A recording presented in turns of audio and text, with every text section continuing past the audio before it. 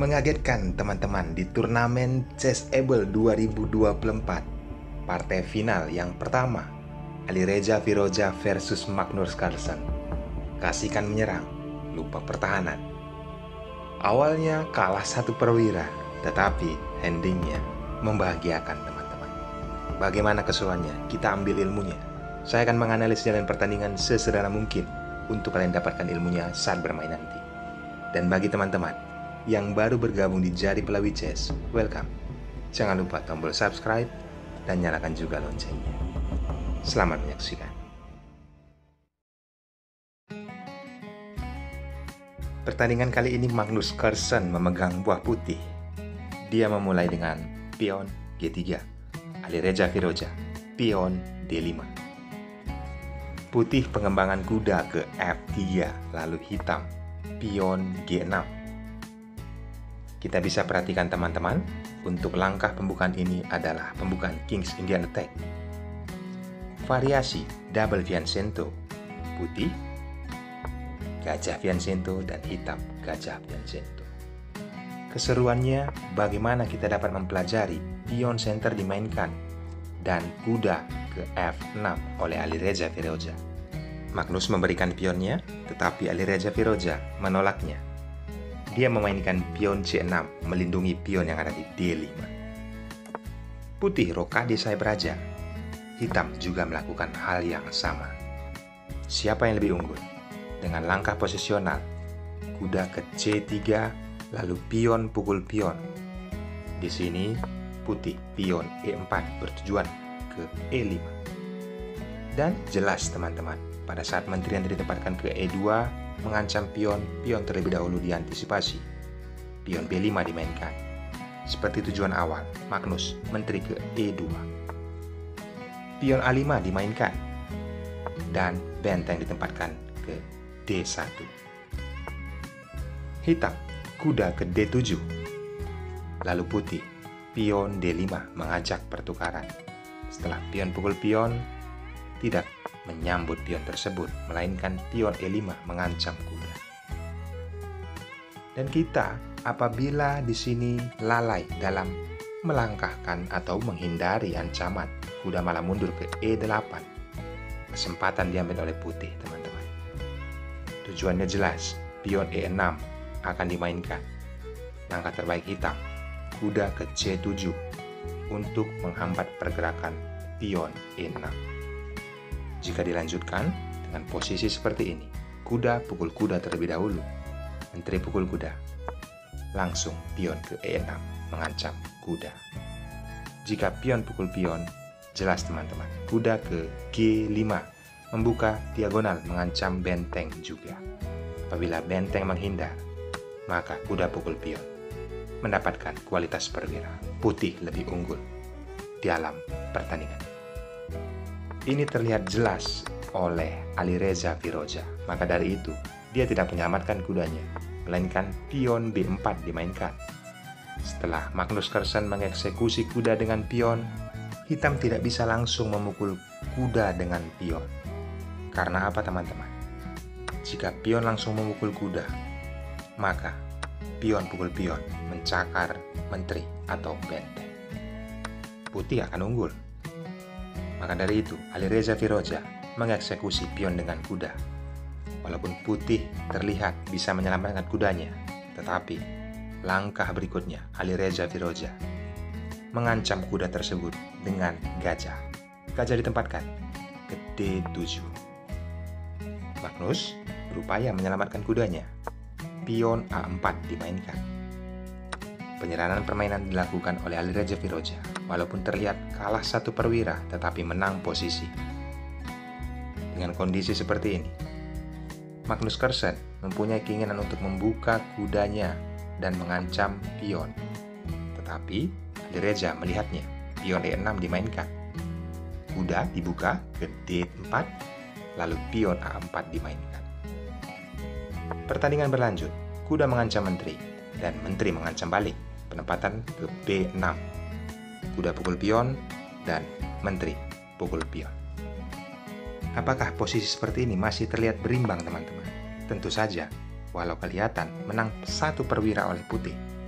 Ada kuda membuka ruang bagi diagonal gajah hitam, mengancam pion. Magnus menghambatnya dengan gajah. Ada kuda ke C5. Dan di sini, langkah tempo atau serangan dilakukan oleh sayap raja, pion H4. Kuda ditempatkan ke B3, mengancam benteng. Dan apabila di sini teman-teman, benteng diselamatkan, menghindari ancaman dari kuda, ditempatkan ke B1, maka hitam akan mengambil kesempatan. Yaps, menutup atau mengancam posisi gajah dengan pion. Walau terlihat gajah bisa pukul benteng, tetapi ada pion pukul gajah terlebih dahulu. Pion pukul pion, barulah benteng pukul gajah. Posisi hitam sangat unggul dalam kondisi seperti ini. Kita kembali. Maka dari itu, Magnus Carlsen membiarkan bentengnya. Dia mengeksekusi gajah terlebih dahulu dan disambut oleh raja. Setelah posisi seperti ini, barulah Magnus Carlsen tempo skak ditutup oleh pion. Seperti yang saya katakan tadi teman-teman, kuda didapatkan kembali. Bagaimana permainan berlanjut? Magnus Carlsen tetap membiarkan bentengnya. Dia memukul pion dengan benteng. Karena apa? Jika kuda berani memukul benteng, maka jelas putih yang mengambil kesempatan tempo skak. Apa yang bisa dilakukan? Dengan posisi seperti ini raja menghindar, ada gajah pukul benteng, dan jika hitam berani memukul gajah, maka selesai permainan. Menteri pukul pion tempo skak, raja bergeser ke G8, skakmat, menteri ke G7. Fantastis. Ini terlihat jelas teman-teman. Maka dari itu, dia tidak memukul benteng. Melainkan Alireza Firoja melakukan langkah posisional penempatan benteng ke A7, melindungi kotak E7 dan D7, pergerakan untuk menteri putih. Magnus Carlsen merespon, benteng didabel ke jalur D. Alireza Firoja mengancam menteri. Tetapi di sini Magnus mengajak pertukaran dan di-backup oleh benteng ke F7. Penyerahan permainan dilakukan oleh Magnus Carlsen menginginkan pertandingan endgame. Setelah benteng pukul benteng pukul benteng kembali, dan kali ini benteng mengajak kembali pertukaran dan harus dipukul oleh benteng. Setelah menteri memukul benteng tempo skak, raja naik ke H6. Bagaimana kelanjutannya teman-teman? Unggul 1 pion yang dimiliki oleh Alireza Firoja yang awalnya kalah 1 perwira, merubah keadaan. Kali ini Magnus Carlsen bertujuan penempatan gajah ke D5 yang nantinya bisa ke G8. Ada ancaman skakmat apabila menteri pukul pion yang ada di H7. Alireza Firoja mengambil cepat langkah untuk melakukan skakmat kembali. Karena apa? Dengan kondisi kuda ditempatkan ke D2, ada nantinya tempo skak oleh menteri, dan raja bergeser ke H2, barulah kuda skakmat. Maka dari itu, gajah petak putih yang dimiliki oleh Magnus Carlsen tidak bisa kemana-mana. Kali ini, dia memainkan menteri ke A7. Tujuannya jelas, melindungi pion yang ada di F2. Karena apa teman-teman? Jika hitam melancarkan aksinya, melakukan langkah tempo skak raja bergeser, di sini putih aman-aman saja. Pionnya terlindungi dan kotak F3 dan E4 sangat aman. Kita ke partai aslinya. Alireza Firoja, penempatan menteri ke E5 mengancam posisi gajah dan gajah dilindungi oleh menteri. Tempatkan ke C5 dan ada tempo skak nantinya ke F8. Alireza Firoja memundurkan kembali rajanya ke G7.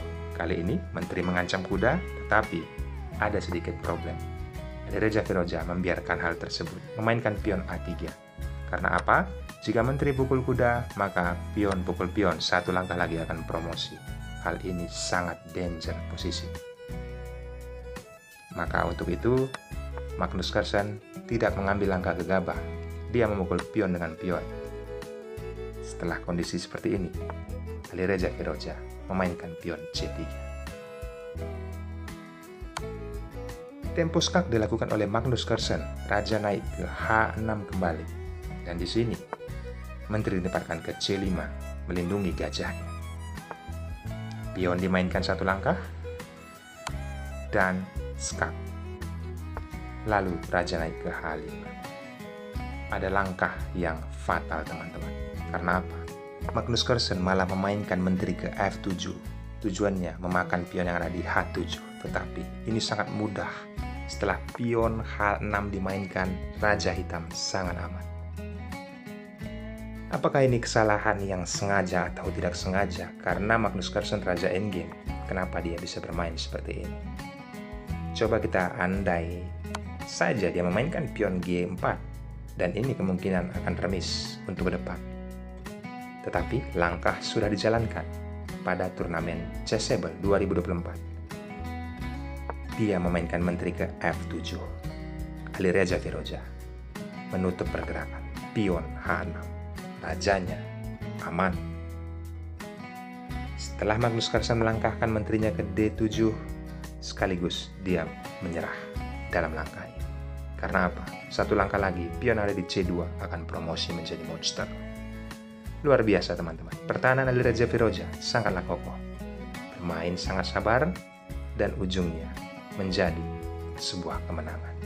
Ambil ilmunya. Saya sudah menganalisis jalan pertandingan sesederhana mungkin. Sekeras apapun serangan, tetap posisional yang dilakukan. Jangan lupa subscribe. Bye-bye.